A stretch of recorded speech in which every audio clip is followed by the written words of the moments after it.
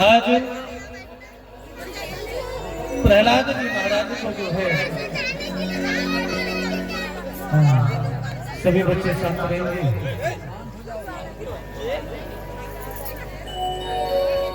बड़े ध्यान से कथा भी सुनेंगे। देखिए 9 प्रकार की भक्ति होती है। कितने प्रकार की? किसी को मालूम है पूरी 9 प्रकार की भक्ति?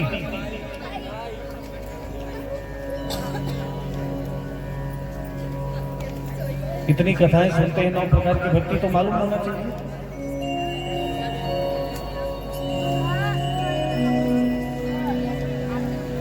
शायद इसके पहले आप लोगों ने एग्जाम नहीं दिया है, ये दिया है?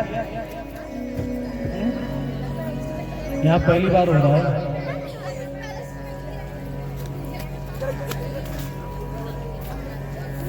आज जो हम कथा सुनाएंगे बड़े ध्यान से सुनिएगा। कल इसी कथा में से 5 प्रश्न आएंगे और 5 प्रश्न पूछे जाएंगे। आज तक 3 दिनों से किसी ने पूरे 5 प्रश्नों का उत्तर नहीं दिया, और जिस दिन हमें पूरे 5 प्रश्नों के उत्तर मिल जाएंगे उनको व्यासपीठ से विशेष प्रसाद मिलेगा। लेकिन देखिए 7वें दिन तक शायद 5 प्रश्नों के उत्तर मिल जाएंगे। 9 प्रकार की भक्ति होती है कि श्रवणम कीर्तनम विष्णु, कि स्मरणम पाद सेवनम, अर्चनम वंदनम दास्यम, सख्यमात्मनिवेदनम। कथा सुनना भगवान की पहली भक्ति है। दूसरी भक्ति क्या है? दूसरी भक्ति जो आपने अभी किया, कीर्तन करना, भगवान का भजन करना, भगवान के भजन में ताली बजाना, भगवान के भजन में नाचना, ये दूसरी भक्ति है। तीसरी भक्ति भगवान का स्मरण करना। अच्छा, जब हम भागवत कथा सुनते हैं तो पूरी 9 प्रकार की भक्ति हो जाती है। क्यों? क्योंकि भागवत में हम कथा भी सुनते हैं, भागवत में हम कीर्तन भी करते हैं और भगवान का स्मरण भी करते हैं। 3 भक्ति हो गई। पाद सेवनम, प्रणाम करना। जब आप लोग कथा में आते हैं तो भागवत पुराण को प्रणाम करते हैं, व्यास जी को प्रणाम करते हैं, तो चौथी भक्ति हो गई। 5वीं भक्ति क्या है? अर्चनम, पूजा करना। भगवान की पूजा करना 5वीं भक्ति है। और यहाँ पर पुराण जब प्रारंभ होता है तो पूजा करके ही प्रारंभ होता है, तो 5वीं भक्ति भी हो जाती है। वंदनम, वंदना करना, स्तुति करना। जब हम भागवत महापुराण का प्रारंभ करते हैं तो सुंदर मंगलाचरण के द्वारा वंदना की जाती है, तो 6वीं भक्ति हो गई। दास्य, सेवा करना। यहाँ जो सफाई करना, बिछायत का काम करना, यहाँ सेवा करना, ये 7वीं भक्ति है। किसी मंदिर की सफाई करना 7वीं भक्ति है। भगवान की कथा सुन करके इतना जो है मंत्र मुग्ध हो जाए, तन्मय हो जाए कि भगवान हमें मित्र जैसे लगे। 8वीं भक्ति कही गई, सखा भाव। 9वीं भक्ति है अपने आप को ही भगवान के चरणों में समर्पित कर देना, आत्मनिवेदनम। ये 9वीं भक्ति है। तो यहां पर पूरी 9 भक्ति हो रही है। और इतना ही नहीं, 9 भक्ति तो हमारे द्वारा हो रही है। ये बताइए, आपके शरीर में जितने अंग हैं, सारे अंगों का उपयोग भी भागवत कथा में हो जाता है। कैसे? आंखों से दर्शन करते हैं, कानों से कथा सुनते हैं, मुंह से भगवान का भजन गाते हैं, पेट में क्या करते हैं? प्रसाद खा के जाते हैं कि नहीं? और पैरों से, अच्छा, जो पैरों का उपयोग नहीं करता तो भगवान सोचते होंगे इसको मैंने बेकार में पैर दिया।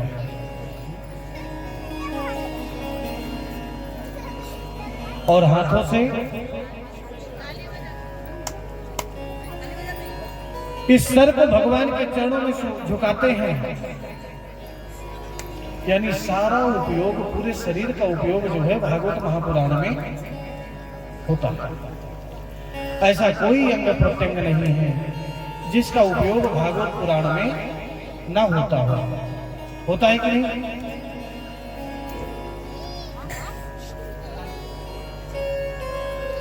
भगवान का प्रसाद भी ग्रहण करना चाहिए। और भगवान की सेवा में भगवान ने जितने अंग दिया है सारे अंगों का इस्तेमाल करें। 5 ज्ञानेंद्रियां और 5 कर्मेंद्रियां, और जो जैसा कर्म करता है वैसा ही फल। अच्छा ये बताइए, जो बुरा करेगा उसी को बुरा फल मिलेगा, मिलेगा कि नहीं? जो अच्छा करेगा उसको अच्छा मिलेगा। अब आप हमें बताइएगा, एक व्यक्ति रास्ते से जा रहा है, यहीं से आपके थाने गांव से, रास्ते में उसे आम का पेड़ दिखा। किसको दिखा? थोड़ा जोर से बोलिए। नहीं, आंखों को दिखा। आंखों को आम का पेड़ दिखा, उसमें बढ़िया आम के फल लगे थे। किसने देखा? जब आंखों ने उस फल को देखा तो मन में लालच आया कि फल खाना चाहिए। तो वो फल का जो पेड़ है उस पेड़ के पास चल करके गए। कौन? बड़े होशियार हैं। उस फल को तोड़ा किसने? खाया किसने? स्वाद किसको मिला? रखा किसने? और उसी समय उस पेड़ का मालिक आ गया डंडा लेकर के, 4 डंडे पीठ में लगाए। अब बताइए पीठ का क्या कसूर था? न उसने देखा, न वो गई, न खाई, कुछ नहीं, दर्द पीठ को मिला। अब पीठ का क्या कसूर था? कर्म किसी ने किया, फल किसी को मिला। बोले नहीं, डंडे पीठ में पड़े, लेकिन रोया किसने? यानी जिसने देखा, जिसने उस लालच को पैदा किया, दंड तो उसी को मिलना चाहिए।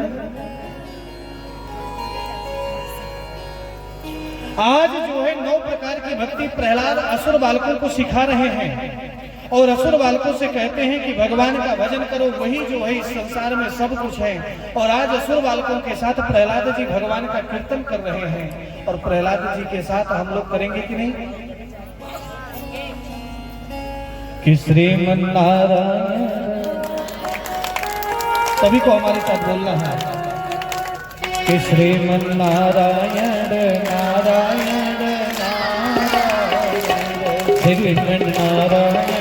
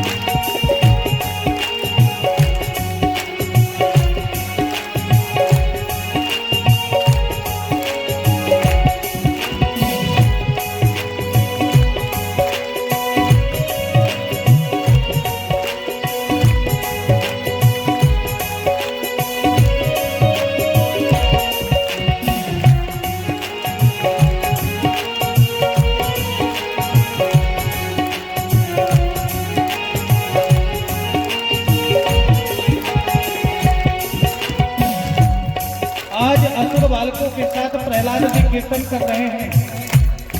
हिरण्यकश्यप ने कुछ सैनिकों को भेजा कि जाकर के देख कर के आओ क्या हो रहा है।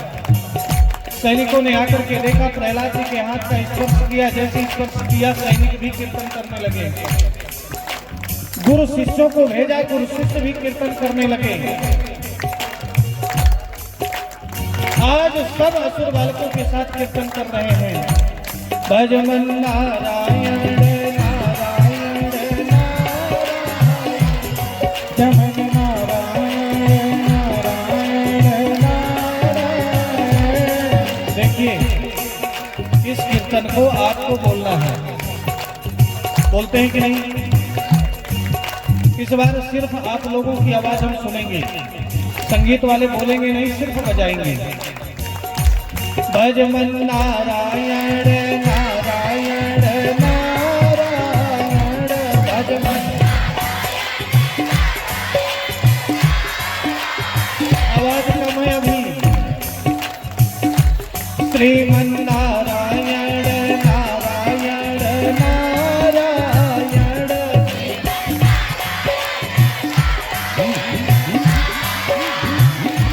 भजमन नारायण नारायण भजमन नारायण नारायण। और आज जो है हिरण्यकश्यप ने विचार किया, मैं जाकर के खुद देखता हूं। और जब खुद देखने के लिए हिरण्यकश्यप गया, वहां तो कीर्तन चल रहा है। क्या चल रहा है? तो बोलिए कीर्तन।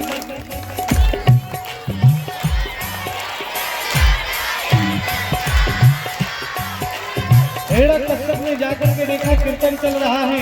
हाथ नहीं लगाया प्रहलाद को, अगर हाथ लगाऊंगा तो कीर्तन शुरू हो जाएगा।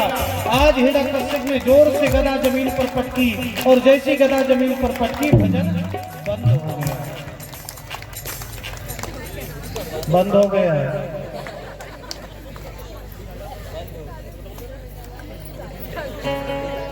क्योंकि हिरण्यकश्यप ने गदा पटकी और भजन।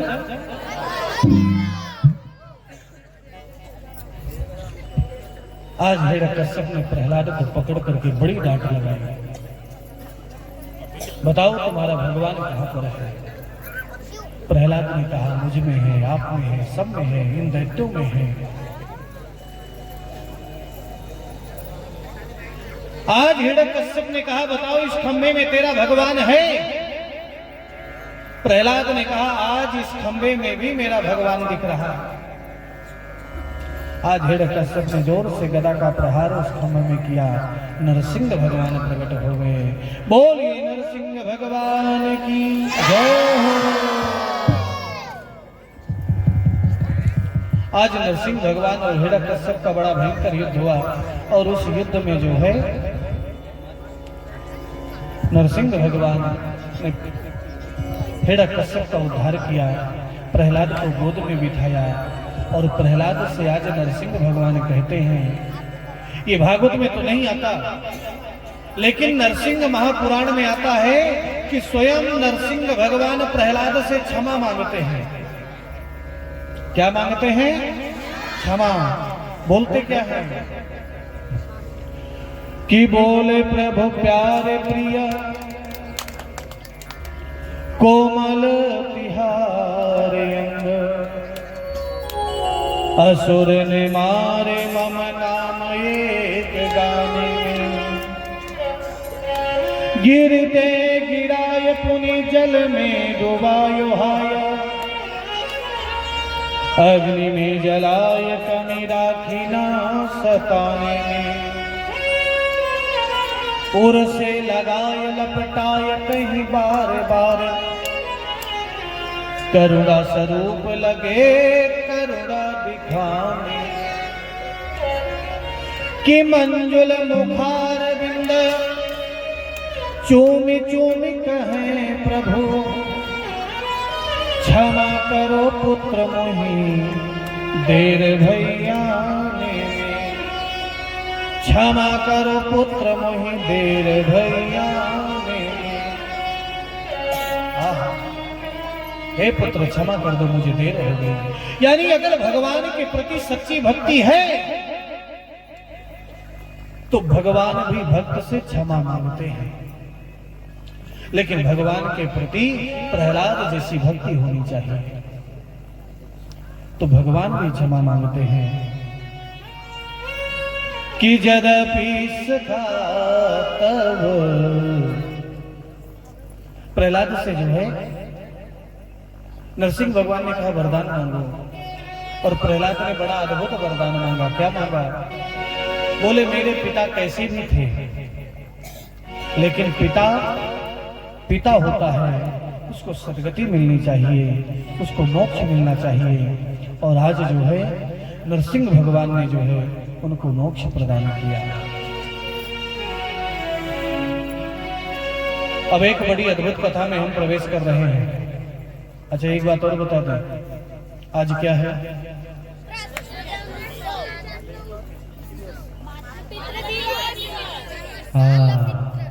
आज कृष्ण जन्मोत्सव भी है और मातृ पितृ पूजन दिवस भी है।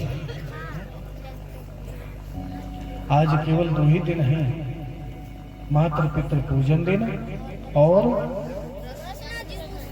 कृष्ण जन्मोत्सव। 14 फरवरी का दिन मातृ पितृ पूजन दिवस के रूप में ही मनाना है सबको। कल संकल्प किया है ना आप लोगों ने? अच्छा कितने लोगों ने माता पिता का पूजन किया? हाथ उठाया। हाँ, बाकी लोग घर जाकर के करेंगे।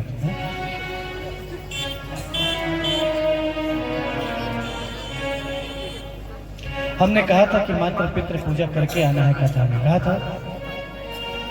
हम सभी को बोल रहे हैं, आज जब कथा सुनने के बाद जाएंगे तो घर में अपने माता पिता की पूजा करके, कल की कथा में पूजा करके ही आना है।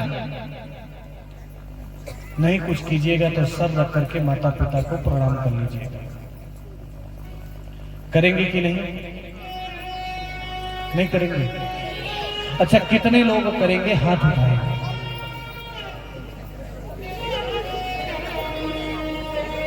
हाँ, बाकी लोगों के माता पिता नहीं है।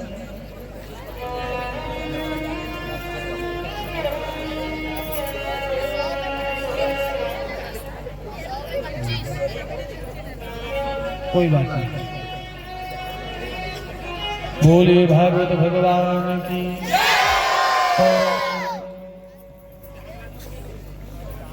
अच्छा कल क्या है?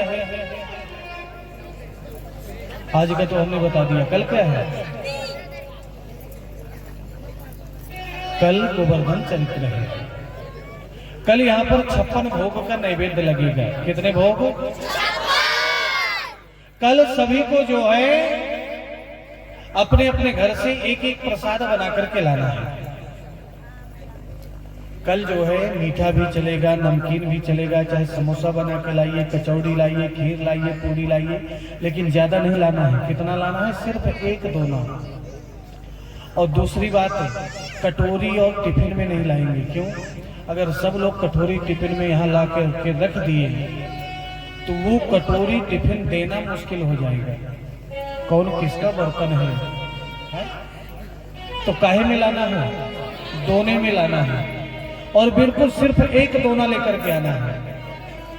अब ये विचार कीजिए कि आप बना करके क्या लाएंगे? खीर पूरी हलवा तो बहुत लोग बनाने वाले हैं। ऐसी डिश बना करके लाना है जो दूसरा कोई बना ना सके। अभी यहाँ से जाकर के YouTube में देखना है, और YouTube में देख करके ये ध्यान देना है कि हम जो बनाए वो दूसरा कोई ना बना सके। ये बना करके लाना है। कल देखेंगे कि आप लोग क्या बना करके लाते हैं।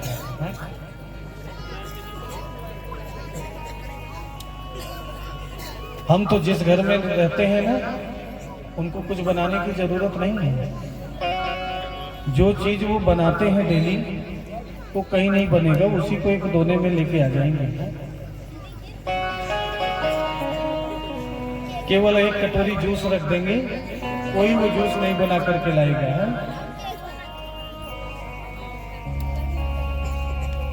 बोलिए भागवत भगवान की। तो कल 56 भोग का नैवेद्य है, लेकिन यहाँ पर 56 नहीं 256 नैवेद्य लगेंगे। हर घर से प्रसाद आएगा तो 256 हो जाएंगे, और कल वही 56 भोग का प्रसाद सबको बटेगा।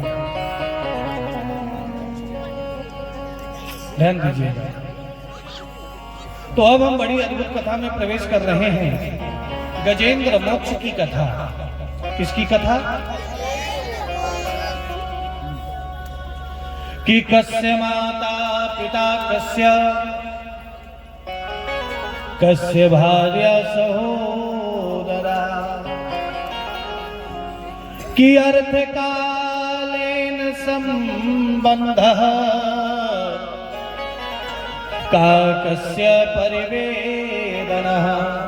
अच्छा, आज समय लेकर के आए हैं भरपूर की नहीं?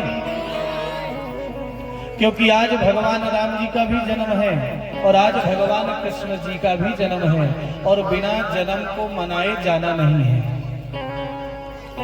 बिना जन्मोत्सव मनाए अगर भगवान का जन्मोत्सव है और हम आधी कथा में अगर चले गए तो गलत है ना? गलत है कि नहीं सिमन घाट वाले?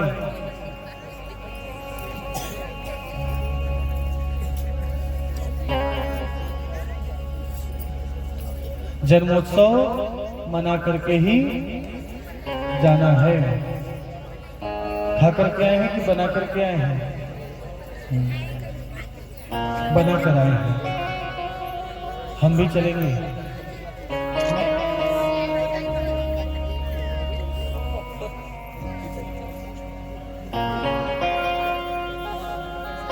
कि कस्य माता पिता कस्य भार्या सहोदरा। एक गजराज है हाथी,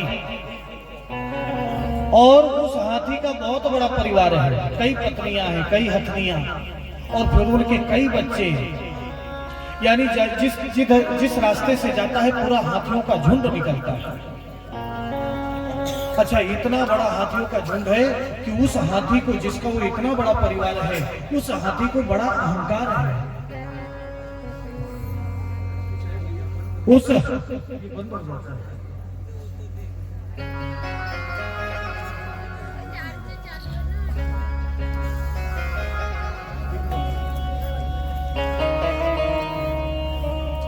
हाथी को जो है बड़ा अहंकार है।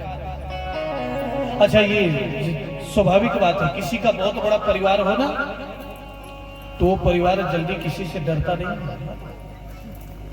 थोड़ी सी भी बात हो जाए तो तुरंत लड़ने के लिए तैयार हो जाता है। क्यों? हमारी संख्या ज्यादा है।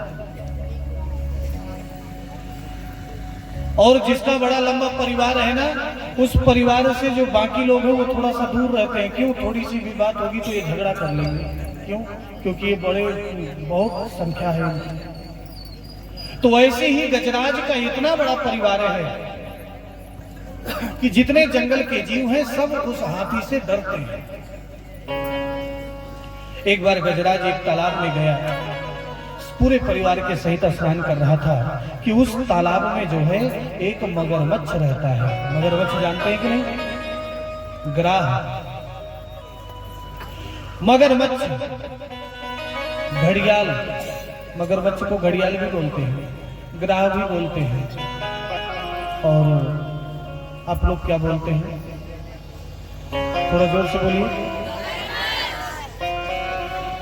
घड़ियाल।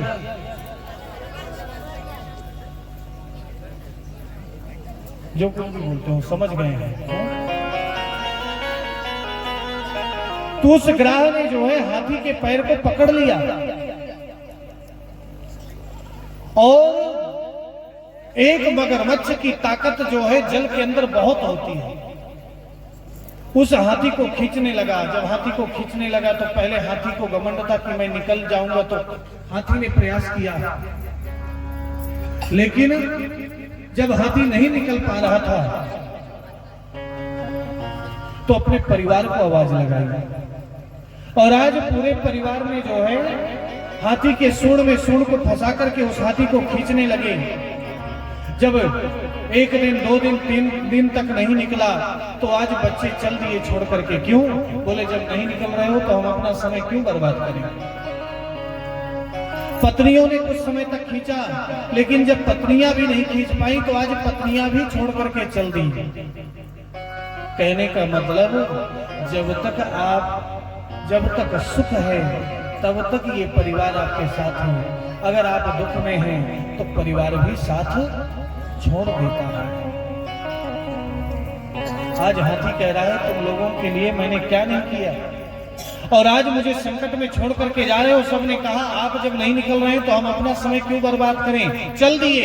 और अंत में हाथी ने जो है, जब सब कोई छोड़ देता है साथ, तो अंत में किसकी याद आती है? भगवान की। इस संसार में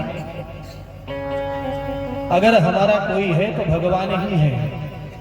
कस्य माता पिता, कस्य भार्या सहोदरा, कोई किसी की पत्नी नहीं, कोई किसी के माता पिता नहीं, भाई नहीं, बंधु नहीं। ये सब अर्थकालीन संबंध है। सभी का संबंध केवल धन से है, स्वार्थ से है, बाकी कोई संबंध नहीं है। ऐसी एक जगह कथा हो रही थी। व्यास जी महाराज ने कहा कि ये संसार सब झूठा प्रेम है, कोई सच्चा प्रेम नहीं करता।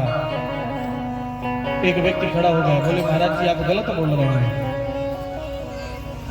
मेरे माता पिता मुझसे कितना प्रेम करते हैं, मेरी पत्नी मुझसे कितना प्रेम करती है, मेरे बच्चे मुझसे कितना प्रेम करते हैं।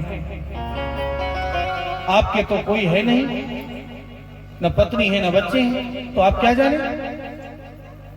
महाराज जी ने उस व्यक्ति को बुलाया, बोले एक काम करना बेटा, कल हमारे आश्रम में आ जाना। और वो व्यक्ति उसको जो है अपने आश्रम में ले गए, और आश्रम में उसको ऐसा ध्यान साधना सिखाया कि 5 मिनट 10 मिनट तक वो अपनी श्वास को रोक सके। बड़े ध्यान से सुनिएगा। अब वो व्यक्ति तीसरे दिन घर आया, शाम को भोजन किया, और भोजन करने के बाद सो गया। दूसरे दिन सुबह हुई, सब लोग जगे, लेकिन वो व्यक्ति नहीं जगा।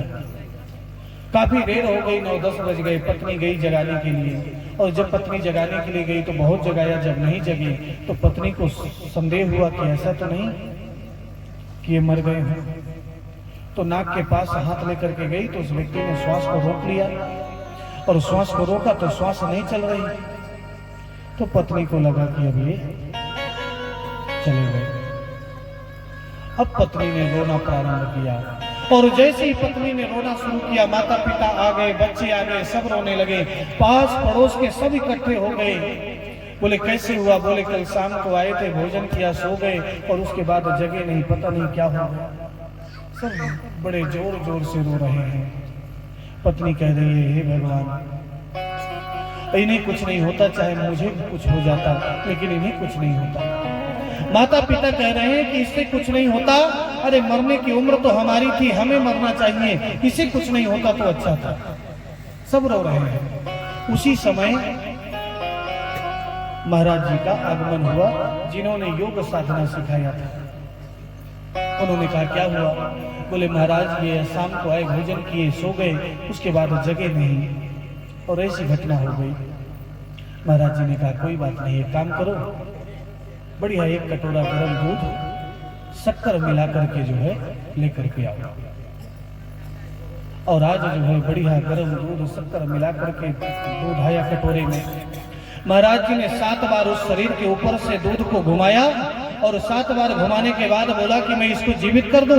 बोले जीवित कर दीजिए। बोले एक काम कीजिए, कोई भी इस दूध को पी ले, लेकिन ध्यान देना जो इस दूध को पिएगा वो मर जाएगा और ये जिंदा हो जाएगा।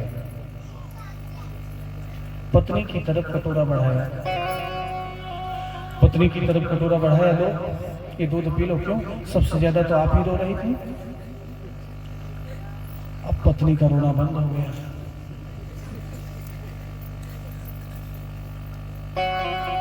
अरे नहीं पीजिए।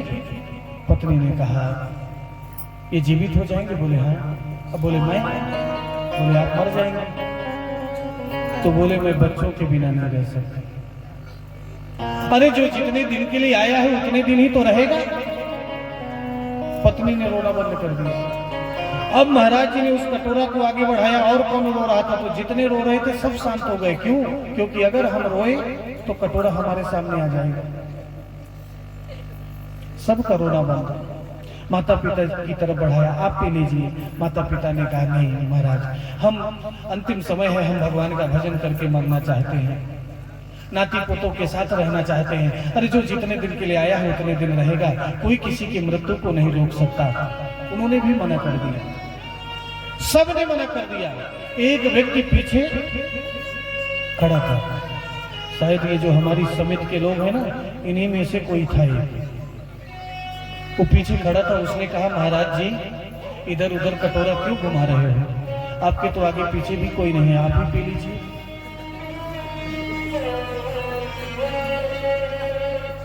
आपके तो आगे पीछे भी कोई नहीं, आप ही पी लीजिए।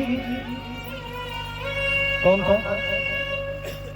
समिति में से ही कोई था।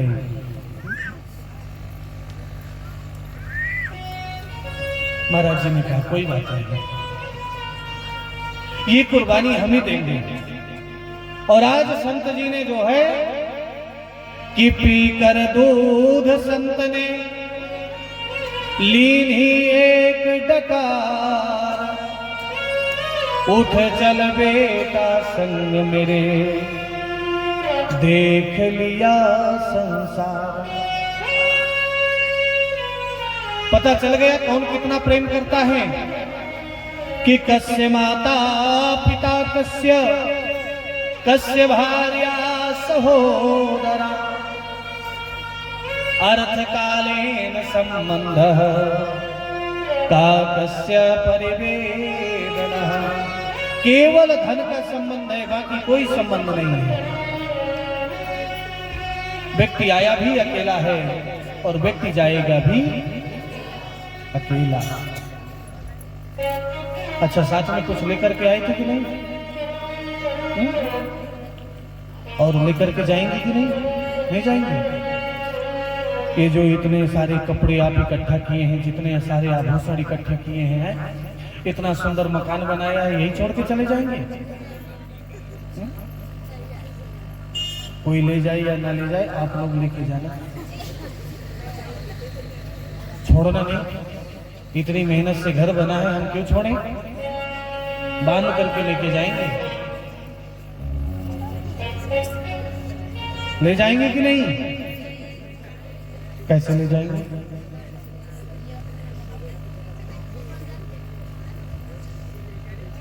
कि सज धज कर जिस दिन मौत की सहजादी आएगी। जय हो। जिस दिन मृत्यु देवी का आगमन होगा ना, ये जो सुंदर बड़े बड़े आभूषण सोने के चांदी के बना करके रखे हैं ना, बड़े बड़े कान में पहने।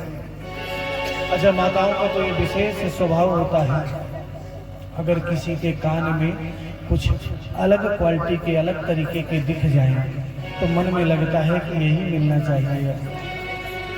और घर आएंगे तो जो पतिदेव हैं उनका जो है खाना पीना बंद। जब तक ये आएगा नहीं तब तक खाना पीना मिलेगा नहीं है। अच्छा, ये ज्वेलर्स वाले जो है ये डेली नई नई तकनीकी, नई नई डिजाइन की निकालते हैं कि नहीं?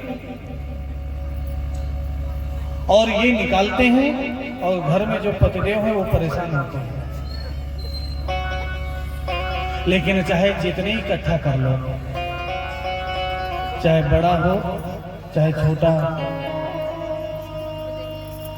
चाहे ज्यादा वजन हो चाहे कम वजन हो, क्या होगा कि जिस सज धज कर जिस दिन मौत की